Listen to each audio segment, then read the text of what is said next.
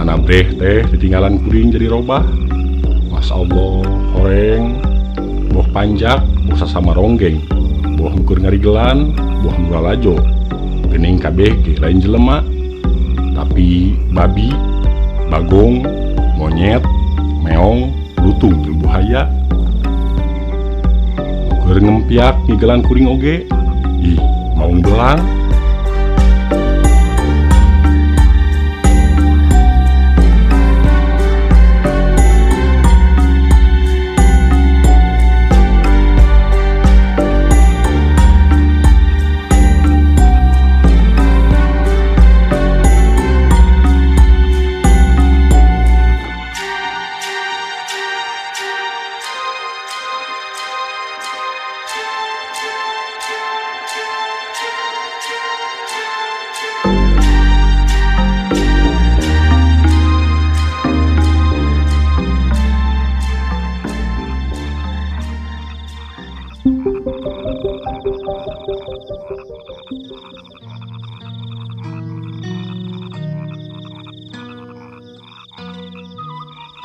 Nyaeta sok terakap angeuhan puguh ge. Puguh-puguh kuring anak kiai anu kudu nama jadi santri. Hayo make jadi ronggeng. Ari ronggeng teh kapan nomor 1, nomor 2 bae ti ungkluk. Kuring ronggeng modalan pasantren, ronggeng kampungan, ronggeng musok ngemprong unggal peuting, iwal ti malam Jumaah anu tara teh minangka poe mingguna mun pagawe mah. Kuring sohor ronggeng moyan, moyan dina harti bujangga moyan, lain moyan pedah kuring unggal isuk moyan bari siaran. Kuring ronggeng nupang rarisna, nusok di arigelan ku unggal hulu, nusok di barogohan ku unggal sirah. Mun ngemprong kuring mah di barang bus kapakalangan nepi kabubar taraya mengena. Dan hayang ngigelan teh antay-antayan, malah sakapeung mah rea anu parasea parebut hayang paheula-heula nyoder. Anu hengker anu teu kabagian antrina kudu ngawayahnakeun maneh, kudu sugema ku ngadenge sora jeung ninggal gitek kuring bae. Da cenah sora kuring ge matak dedengeun, gitek kuring ge matak deundeleueun. Mun denger kuring nembang ear nu sarurak jeung kaleprok, jep jempling dirga angkat hincak. Ana geus madakeun teu rarenjag kawas nu digarbiahkeun, sisindiran kuring diraregepkeun, ku kuring dihaja sina nyecep kana ati sanubarina. Sisindiran kuring mere sindir ka batina, leusina sena wangsul kanu disindiran.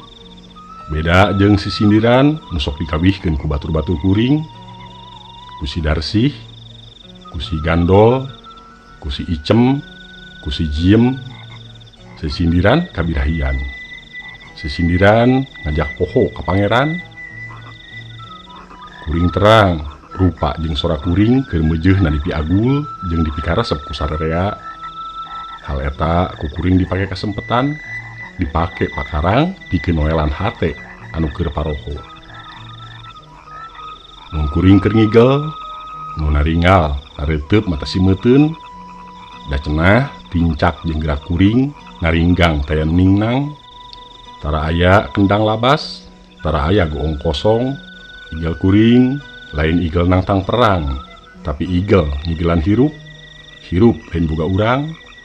Mun geus anggeus sababak, nu tas ngarigelan teh tara sok marasak di pakalangan ari lain ka tukang kendang mah, tapi di luar ngarah dituturkeun kanu. Mun kuring kaluar anu tas ngarigelan mah tampolana tara kabagian nyabak-nyabak acan beakeun ku nu marilu umum. Awak asa remek dipagorenyangkeun. Kuring jadi terang, di luar teu aya caang, kabeh poek, poek buta wereng. Mun pakalangan geus karut, mun oncor geus pareum, mane ngabring nu barlang irung ngaluturkeun ka imah. Padahal ku kuring teh kur diajak ngarobrol, tapi bangun baretaheun pisan. Da eta nepi ka isuk, Mun aya nu hayang otel paduaan, kukuring terasok dibere kesempatan, teu aya nu bisa temenan.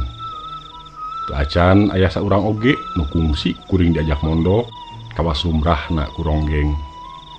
Cindekna kuring ngabatasan diri. Jamak ari ukur lebur pupur jeung busik pipi mah da moal matak bohak. Lain ronggeng atuh teu kitu-kitu acan mah.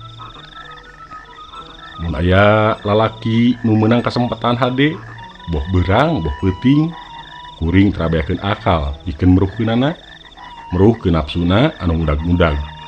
Nepi ka leumpeuh, lemper cara daun cau lempes di deang.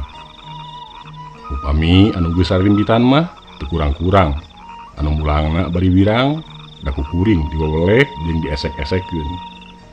Najan kitu, anu kabungbulengan jeung kaedanan ku kuring tambah rea bae. Rea anu wak cabalaka rek tega pegat jeung kolot asal kuring daek lesot jeung soder. Rea anu ngolo-ngolo sok mun kuring daek serah bongkokan. Kaoreh ngiwing-ngiwing bisuit pagawe tinggi ngajak kuring tumpak mobil herang. Kurang-kurang teuing panggermah patak batal lampahan. Geus jadi sabeueur hiji. Kuring ronggeng mencenges, cenah nyi impen mah lir inten dina carang karuntah. Aneh tapi alus, papadaning kitu ku babaturan pada ronggeng henteu diparake sirik pidik, pedah kuring geulis, pedah kuring laku teh, malah dipikolot diarajenang. Boh nu kolot, boh nu ngora, kabeh ge nyarebut teteh, teteh impen. Mun aya nu manggil ngaronggeng kana tayuban, tara aya nu daek, mun teu jeung kuring. Jeung da tara aya nu manggil daekeun tanpa kuring, kajeun teu jadi tayuban.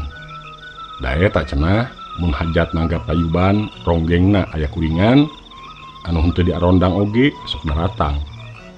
Sabalikna mun teu make kuring, kajeun nu sajian kalituk, nu diarondang oge tampolana mah tara daratang.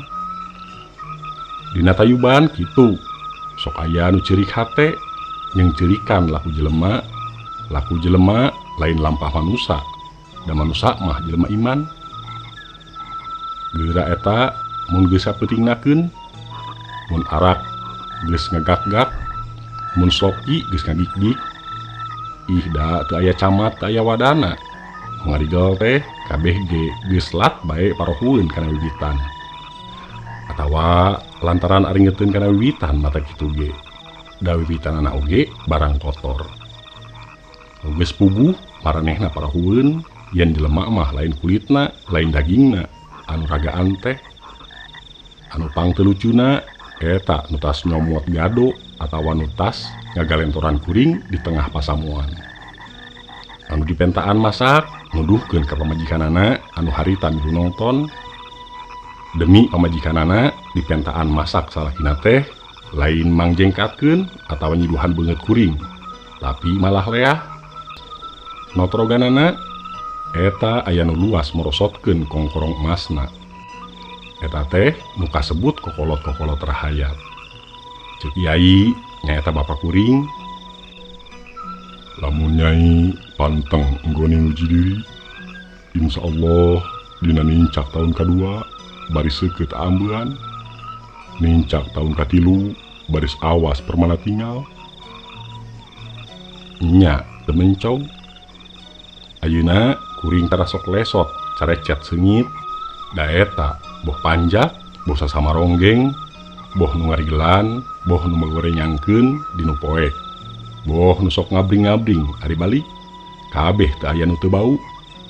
Mun ngobrol jeung maranehna da teu kuat ari teu bari nangkep irung mah, komo eta nu sok ngarotelan, munggah ngahiek bau hapeuk. Ti harita kuring sok atar bae, cium jeung otel ge ditahan harga, nepi ka kuring katelah ronggeng lindek japati. Tapi kuring leuwih daria, sangkan jelema-jelema leuwih sugema sora jeung igel kuring. Kuring usaha satekah pola ngarobah anggapan rea yen ronggeng eta lain nomor hiji, nomor 2 ti ungkluk, nomor 3 ge lain, tapi malah teu sagolongan-golongan acan. Ajen ronggeng aya dina igel jeung sora, lain dina geulis anu rucah. Nah lucu, mun urang ninggal si Darsih, ronggeng pamajikan tukang kendang, digugutet, digalentor ku ditergos, bari nguringan ocor di kendangan ku salakina. Tapi pantes cek hate, mana kitu ge, deuning. Barang dina peutingan kahiji, nincak kana taun katilu, kuring ngaronggeng. Nah anak breh teh ditinggalan kuring jadi robah. Masya Allah, horeng, boh panjak, boh sasama ronggeng, boh nuker ngarigelan, boh nulalajo, gening kabeh ge lain jelema, tapi babi, bagong, monyet, meong, lutung jeung buhaya. Nuker ngempiak ngigelan kuring oge, ih maung belang, jerit kuring ngajerit, da eta mah si belang teh ngaragamang, rek nyobo susu. Cek embu ge, ari rek sare teh kudu babacaan heula. Omong emak nuker nyaliksikan. Kuring rungah ringeh jeung lieur. Ate ada asa-asa pinuhku pertanyaan-pertanyaan. Saknyana aing anak kiai nuker disaliksikan atawa anak kiai nu jadi ronggeng. Nah aing teh anak kiai nuker disaliksikan ngimpi jadi ronggeng atawa ronggeng anak kiai keur ngimpi disaliksikan. Nah si Darsih teh ronggeng jelema nu kaimpikeun jadi babi atawa ronggeng babi keur kaimpikeun jadi ronggeng jelema. Pemirsa, rupi namung sakitu anu tiasa kapihatur, kirang langkung ngasing kuring nyuhun kejapunten. Billahi taufiq wa hidayah. Wassalamualaikum warahmatullahi wabarakatuh.